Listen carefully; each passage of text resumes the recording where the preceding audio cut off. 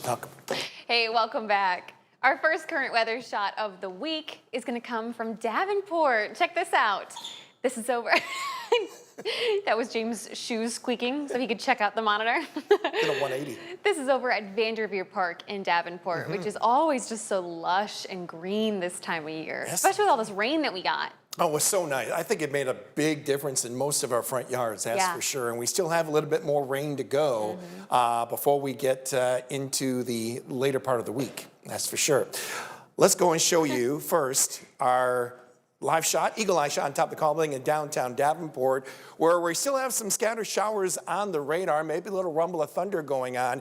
After this evening, things will calm down, and then we'll talk about some brutal heat coming in, especially by Wednesday when it comes to our feels-like temperatures. And this is going to be a good amount of fuel to set off maybe some severe weather for later Wednesday and Thursday, where all modes of severe weather are in play, and why we have a weather impact alert for this time period as well. From Wednesday through Thursday, for Wednesday, we're talking about two things here. We're talking about heat index values over 100 degrees and severe weather, whereas on Thursday, we're just talking severe weather, okay? So the bottom line here is stay hydrated with all this building heat and make sure you stay updated with the forecast when it comes to the timing of this severe weather. And after Thursday, that's when overall the skies will calm down. Temperatures will be feeling a little bit better, especially by the later half of our weekend, where we could be seeing those temperatures drop down in the upper 70s. Yeah, you can see some of the scattered showers going on,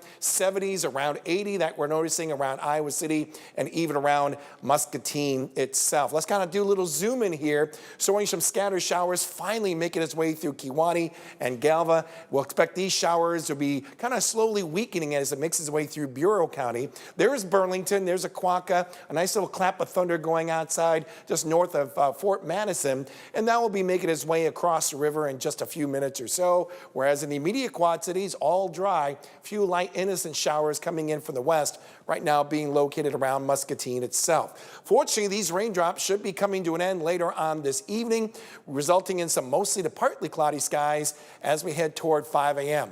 Still, it's going to be a very muggy night with overnight lows only dropping on average right around 70. But at least the skies will be nice and quiet overnight and will hold true overall, I think, as we make our way into tomorrow. Can't rule out one little stray shower during the peak heating of the day going in the afternoon, but otherwise skies will be looking pretty quiet. That allows the temperature to warm up a bit more, with numbers likely averaging around 90 degrees, and it just gets up a little bit higher on Wednesday with highs in most of our hometowns pretty much 90 or better for daytime highs. The concern that we have for Wednesday is a tremendous amount of moisture that's going to be in the air and the feels-like temperatures that will respond to it. And that's where we do expect to see those feels-like temperatures well over 100 degrees. That makes it tough on the body. That's why it's so important that you hydrate during that period, okay, Tuesday, but also especially going to Wednesday if you're going to be outside for a long period of time.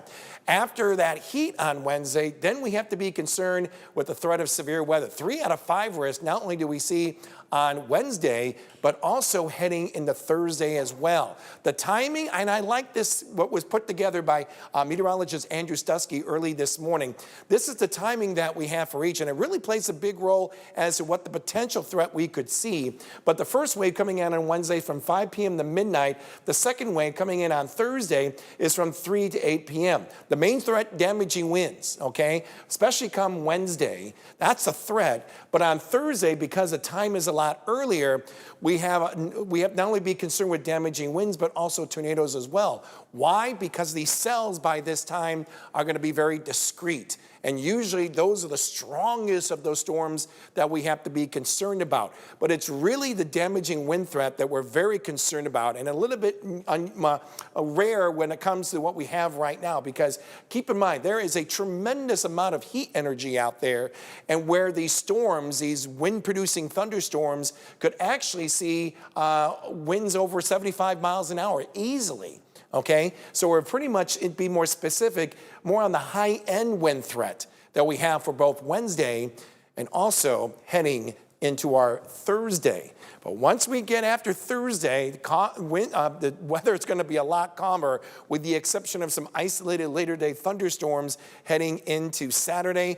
And then we're going to start a nice stretch of highs in the 70s starting Sunday and going throughout most of next week. Pretty quiet weather period, too, going into next week as well, Shelby. All right. Thanks, James. You bet. Well, we're just